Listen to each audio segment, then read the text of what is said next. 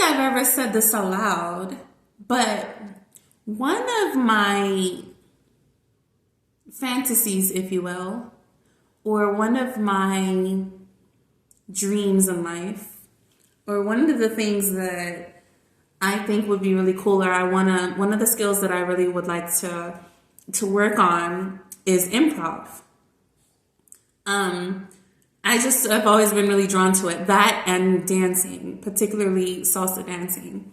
I haven't figured out how to do the salsa dancing part yet, but I realized today while I was teaching my students, and earlier today I said that there are parts of teaching that I don't enjoy.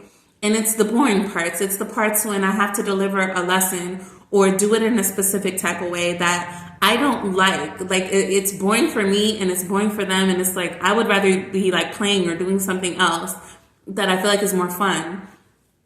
And so, the kids, they get upset and they have their attitudes about it, and it just makes everything harder. So today I made the decision that I was just going to play around and just like improv the thing and just like pretend like the kids are the teacher. Like, hey, you want to pretend like you're the teacher? And then just treat them like they're the teacher. And then I'm the student. And that way they're still going through the lesson. I'm still doing what I'm supposed to be doing with them, but it's more fun that way.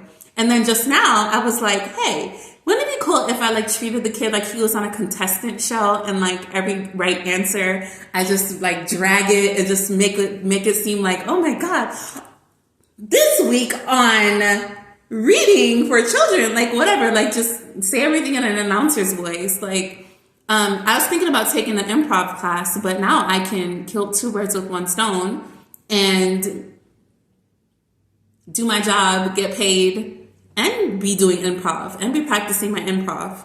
And like, I was going to take like a whole class, and I was like looking at the prices, and I'm like, how am I going to afford this with my savings and with my rent and with my this and with my that? And how am I going to get there with, my schedule and whatever? And now I can just do it all at the same time. And this like makes teaching 10 times more fun. You guys see my energy? You guys see how happy I am? You see how excited I am? You see how my tone of voice is different? All because I made a decision to stop taking teaching so seriously, because it is not that serious. And life, guys, is not that serious. And I think I knew that as a child. I think deep down inside I know that. And improv and just making a joke out of everything is really like making me happy. Surprisingly, like the kids are like, what is wrong with you? Some of them play along though. Like the last one, we were reading because like part of the lesson we have to read a story, and usually we just like read it or whatever. But like this time, I was like changing my voice and I was acting like a Valley girl, and I'm like doing it in like a accent, and then he starts reading in an accent too, and I'm like, your accent is cool. That's cool. Like let's keep going. And he was like a little bit shy at first, but I think he was enjoying it. Like he wasn't sure how to respond because he's like, what is going on? But I think eventually he'll get into it. And like, I know which students I can do it with and which ones will totally be like, no, stop. But I'm going to figure out a way to get them too.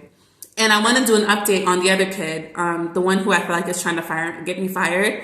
He is trying to get me fired. Today, he was like, you need and that's another thing that made me think, like, maybe I should incorporate improv. Like, how do I make this more fun? Because he was like, you're talking like a robot. And I was, because I was annoyed with him, because he knows how to get me annoyed. Like, he's one of those kids that pushes your buttons on purpose.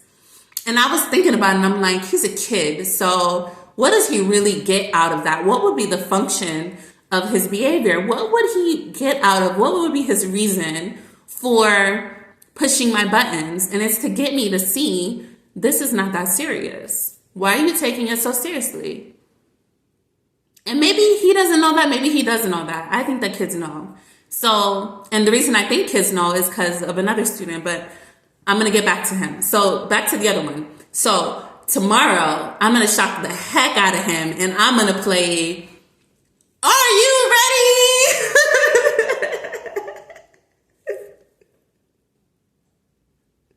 I have to figure out a good slogan because I teach reading online. So, who wants to be a good something like that.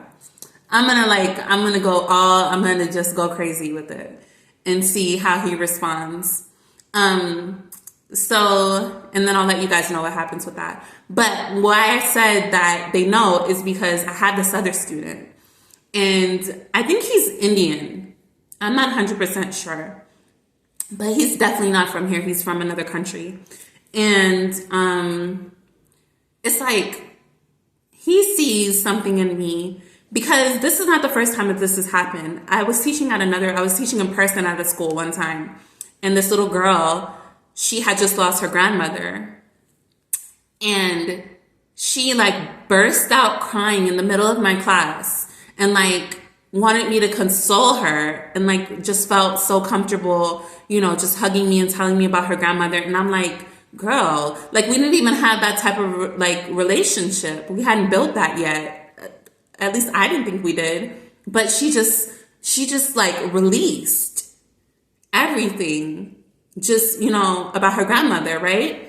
And I was just standing there like, okay, just holding her. I didn't know what else to do. So this kid, the one that I'm talking about that I teach online now, he did the same thing, but obviously he couldn't completely break down because it was virtually, but he was telling me about his grandmother being dead.